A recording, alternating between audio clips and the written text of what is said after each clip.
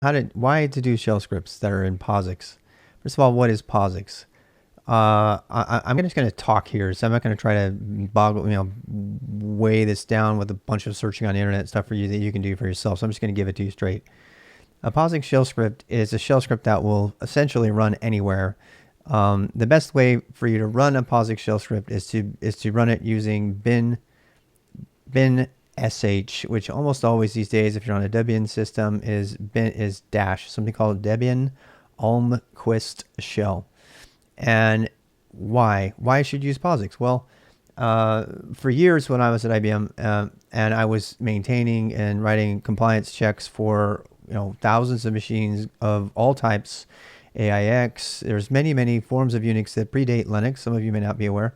AIX, Solaris, SunOS, SCO. Even people will laugh. Some of these are so old, but AIX is still a thing that's out there. BSD Unix is still very alive. FreeBSD, OpenBSD, Macs. Macs are also all of those things are shell, and they all have shell scripting of some kind. There's a whole bunch of shells out there. So how do you know if your shell is POSIX or not? Well, I'm just going to give you the main shells right away, and then we'll just drop it out. I've already told you the dash Debian Almquist shell, or another one called Bourne shell, Bourne, is totally POSIX compliant. Actually, to be fair, Bourne shell is technically not POSIX compliant. Bash can be POSIX compliant, but you need to run Bash with 2 dashes, dash POSIX, in order to force your Bash scripts to be POSIX compliant. But it's almost always better to use bin sh on a Debian system, which is pretty much Ubuntu and everything like that, because it's faster. In fact, Bash is so bloated and slow. It's a great shell, but it's so bloated and slow that they removed it for the startup scripts to speed up Debian startup, and that was when they moved to Debian Almquist shell. And it was quite a thing, a decade or so ago when they made that change, because they broke compatibility with a bunch of stuff that was booting up. So why would you want to write POSIX instead of one of these awesome shells that are out there? And the reason IBM demanded that I write POSIX shell is because POSIX shell is 100% compatible across the board with everything.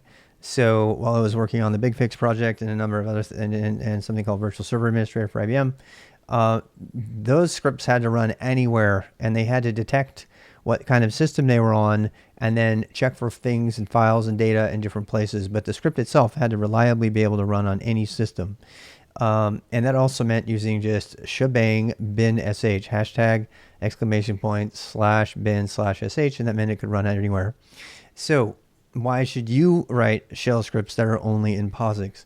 I've gone back and forth on this point for a while. The year 2020, some may already know, I allowed myself to use Bash-isms and to write scripts using the full power of Bash as an experiment to see if I could replace other things that I was using, Python, Perl, and other languages, and see if it had all the power I needed. And in the process, I was actually burned over the year by the fact that as I started live streaming, I could no longer share my scripts with others reliably. They had to have Bash installed, and so I was like, well, that sucks. Not only that, but I had written interdependencies between my shell scripts on other shell scripts, which is not a sin, but it did make it a little bit harder to share with other people, and because they couldn't share the script. So the end result was my concluding to do no scripts whatsoever unless they're in POSIX or Perl. And I've talked about the advantages of Perl in another video, which I'm not going to repeat here. I don't believe there's any justifiable reason, at least for me, to write in any other shell scripting language, because other than from the command line, maybe if I'm doing like a one-line sort of thing from the command line, in which case I'm almost always going to use Perl if it gets really complicated. I'm not going to be using Setarock because those are also not POSIX. A link to the Perl video. Yeah. So vids Perl should be in there. And I make a case for why Perl is still very relevant today for shell scripting, not for enterprise applications development, which is what people have used it for in the past. So this has just been a video about how and why to use POSIX. I want to talk a little bit about how to figure out whether your shell scripts are POSIX or not. Honestly, the it is so hard to get reliable information about a POSIX shell script out there that you kind of just have to read the manual. So once again, read the fancy manual, and read the man page on shell. So you can do that by reading dash.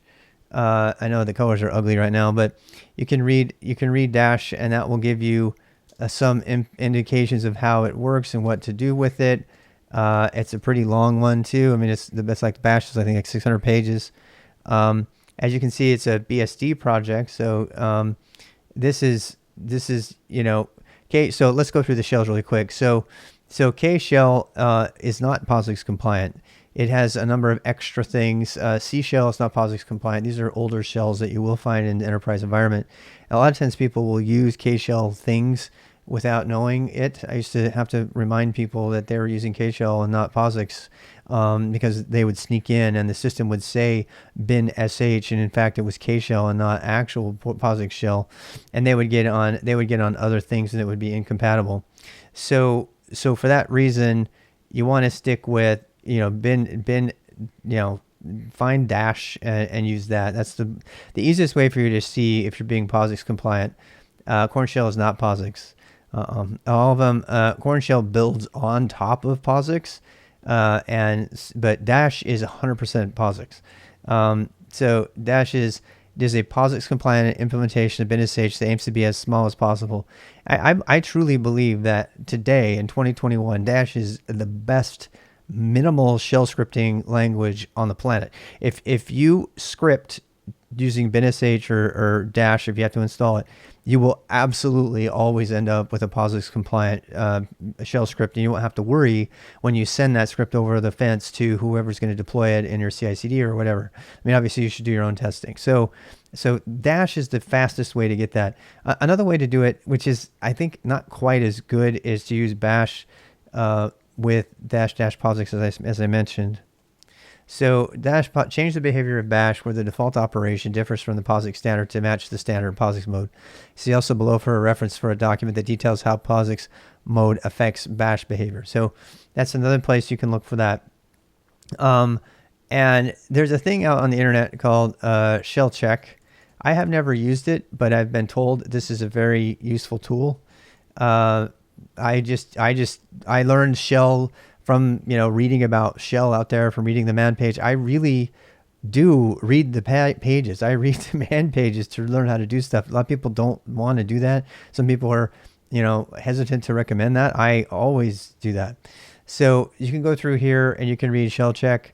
It will find the bugs. It will tell you, I hear anyway, I've never done it, but apparently it will tell you whether or not you are it's also GPLv3, which turns me off extremely. And I don't know. I've never used it. People tell me that it is though. So my recommendation to you is to write a lot of shell code. Start writing all your .files directory. You have one, right? You have a .files directory, right? Everybody should. I think it's a great way to show off your shell scripting ability, because that's what shell scripting is for. It's for making, little tiny, quick and dirty things that can run. They're better than aliases because they can be used from a subshell, so you can use all your VI magic on them. You cannot do that with an alias. So even if it's just a one-line, exec POSIX shell, you can do that. I mean, I have a number of these, so I don't know. God, Pummel used to be one. No, let's see. What's another one that I have? T-Stamp? I don't think that is one. And I'm trying to find one that I have here that I can show off. So, I mean, God, map. Oh, just any of them. I mean, cal's one. So cal, it just calls. I could probably put an exec in there. Actually, let's do that. Cal exec, that's much better. Actually, let's do this. It's even better. And so that says execute ncal and run this. So this is in place of an alias, right? But you can do any other kinds of things. I actually have a lot of them. I don't know which one to pick right now. The one that sets my topic. Here's one that sets my topic. This is actually a bash script at the moment that I'm going to be porting over to shell. You can recognize bash scripts immediately or K-shell because they have 2 brackets instead of 1. Be really careful. Make sure you understand how you always quote your variables and stuff and such. All right. So that is just kind of a reason to use Posix. And I've told you the reason I believe you should use it. Now the question about how to learn it, I think you should start writing shell scripts to do the things you need to be done, and you start researching them and doing search, the RWX method. Read about it, research it. Write some code, practice it, fail, and then execute it, exercise it. And exchange it with others, exchange your knowledge with others, and that's how you'll learn, because it's almost impossible to find good learning resources for Posix on the internet, because there's so many variations. So your absolute drop dead solid method of learning Posix is to use Dash and to just follow any of the other shell scripting tutorials and try it out. And when it doesn't work, you'll say, okay, that's not Posix. In fact, while I was at IBM, it was just such a method that we had to use to ensure that something was Posix compliant, because even the shell check and tools like them get it wrong. They'll think that something is Posix compliant when in fact it's not. I don't have a W3M alias. I use links for that. But W3M is a fantastic resource to get you started with text-based browsing. That is all I have about Posix. Does anybody have any questions about Posix shell? One of the questions that comes up a lot is, why not Z shell? Well, why not? That's just, all of those questions are the same. Why not bash? Why not Z shell? Why not C shell? Why not TC shell? Why not K shell? Why not any of the newer shells? All of those scripting languages, they're great. They're fine. God knows I love bash. But every single one of them will take away from your ability to share your script with others, and for you to put that script on multiple systems. Not to mention, it will affect your knowledge when you have to work for one of those, or Fish. I've never heard of anybody writing a script in Fish, but I imagine it would be really hard. I'm not against those. I am not slamming those shells right now. And this is the other thing I want to say. There's something different between an interactive shell and a shell scripting language. And I really strongly recommend that you keep those two separate in your brain, because if you think, go to town on your interactive shell, do whatever you want. Now, I've chosen to make my interactive shell bash again. I experimented with Z shell quite recently. I played with Fish for a day. Your interactive productivity on the shell is a different situation from your ability to share your shell scripting and to write effective shell scripts that will run everywhere for an enterprise that might hire you or something. Those are different things. If you want all those crazy whiz bang prompt fancy things and all that, fine. I don't. But if you did, great. That's great. But don't let that pollute your knowledge of how to write an absolutely pristinely clean Posix shell script, because that skill, being able to do that, is going to carry on way beyond your decision every year to change a different interactive shell. So, and to that point, I suggest strongly that you make sure you learn Posix shell scripting. Like when you start to script, don't learn bash scripting first. And this is a change for me. Learn Posix shell first. Learn how to script in Posix shell. Learn how to do the crazy things like the replacement for a regular expression. You can't use those. Avoid subshells. Don't use them. Don't use set or awk unless you absolutely have to.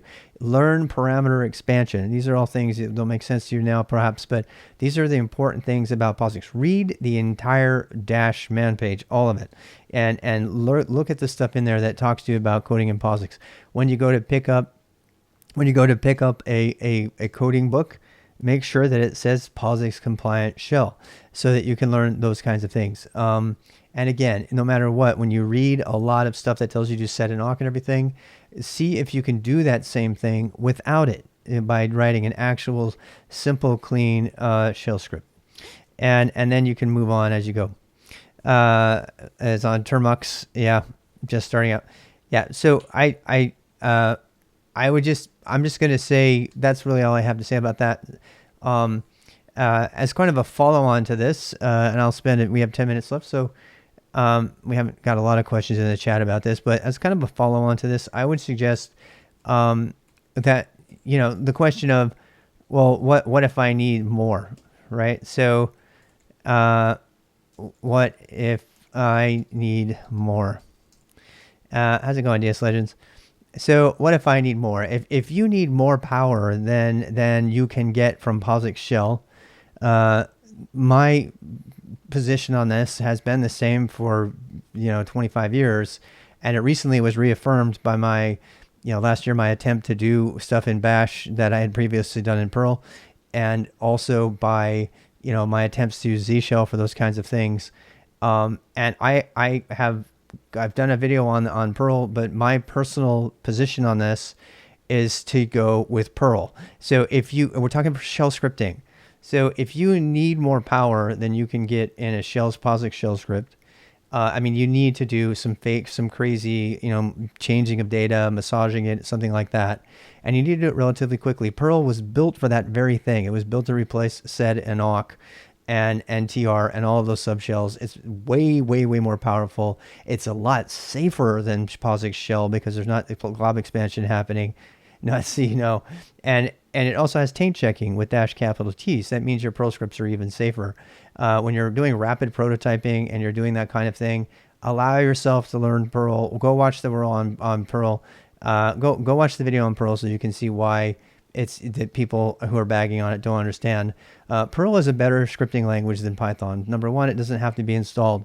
Number two, it has the world's best regular expression engine of all. In fact, the regular expressions from Perl have been included in Python because they're so good. It's great for contextually writing things really quickly, which is why people hate it, because it's hard to read, because it's designed to be for a shell script, not for enterprise systems. This is what Python is better for. So allow yourselves to give Perl a try, and if Perl is not enough and you need to start looking for an enterprise level language, my next thing to go to after that is Go, because Go has obviously way more power than anything else on the planet right now in terms of ubiquity. It is the go-to language for cloud native computing. It's made a name for itself by writing really highly complex and robust microservices that are communicating, all kinds of data. It's really high performance. It does have garbage collection and a big runtime and statically linked, but those are all things that you want, because Go competes with Python more than it does with C++, which is what Rust competes with. If you need, after that, if you need anything beyond that, and then you're into a specialty language, right? So now I consider Python a specialty language. It's if you need to do data science or that sort of thing, or some of the cybersecurity stuff, if you're doing automations with Ansible or Chef, any of that. So Perl is really good at those things.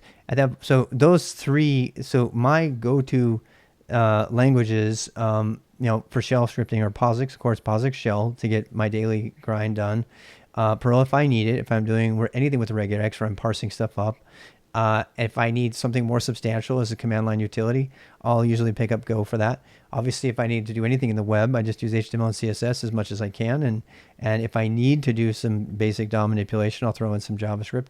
But those are that's my language set. So hopefully that can give you context for where my POSIX recommendation is coming from. Because when you run out of power, in Bash you have a lot more power, right? But until you don't. I ran out of power with Bash. I ran out of power. I was unable to match a Unicode lower letter character class in a regular expression, and that's a really essential basic thing. And Bash was not able to do it. So that's where Perl steps in really nicely, and so does Go. Go was actually invented and conceived by two of the people who were fundamentally responsible for the Unicode standard itself, which makes Go hands down the darling for Unicode programming and compatibility. I mean, other languages have it, of course, but to me that's the thing. You live on AIX 5.1, so you know all about POSIX, right? I believe that there is no better language, as each language may work better for your requirements. It really depends on your requirements, but I'm just outlining you the requirements that I have for my daily grind. And for most people's daily grind, they're going to be writing little automations for themselves, and then there's no better language than POSIX for that, in my opinion. They're going to be, Perl has better regular expressions. If you want to write those things in Python, which I did, I rewrote my entire Perl library in Python in 2007, and I actually now regret it because it was not nearly as powerful or robust, and it was a lot slower, and it was annoying. But I did it because I felt like I needed to keep my Python up, and I needed to, because I was doing Python for everything else. There are a lot of people will choose Python over Perl for that sort of thing, and that's totally fine. This is about POSIX. So if you're going to write a shell script, write it in POSIX as best as you can. and then go out. Right, exactly. Python 2 or 3, right? I don't know, you tell me. That's actually one of the reasons I hate Python, because you just don't know what you're going to get. Perl, you know what you're going to get pretty much every time. I mean, if you, okay, so Perl, they're most likely to have POSIX shell installed. POSIX shell is installed on every Unix system. That is not an exaggeration. Every single Unix system on planet Earth has some form of a shell, probably except for BusyBox. Yeah, and number two, if the next most commonly installed shell scripting language by default that's already on a system has got to be Perl, even though people are starting to remove it from distros. But it definitely is. Python is not installed by default most of the time. And if it is, you're going to be lucky to get Python 3. You just never know what version you're going to get. And Perl, if you keep it down to Perl 5.14 or 5.10 or so, you're going to get it no matter what, because that's so old. It's obviously going to be there, and it does all you need it to do. Again, you just want Perl to be better than Awk and Sed. That's all you want. You don't want more than that. As soon as you're starting to pull down stuff from CPAN and thing, you're kind of reaching there. I am sad that Perl's not on there by default. I am too. It should be have been that. Hey, thanks for the follow, NDPie. That's really all I have to say. What else things you guys got to say? Mac equals Linux. Mac equals BSD, you mean?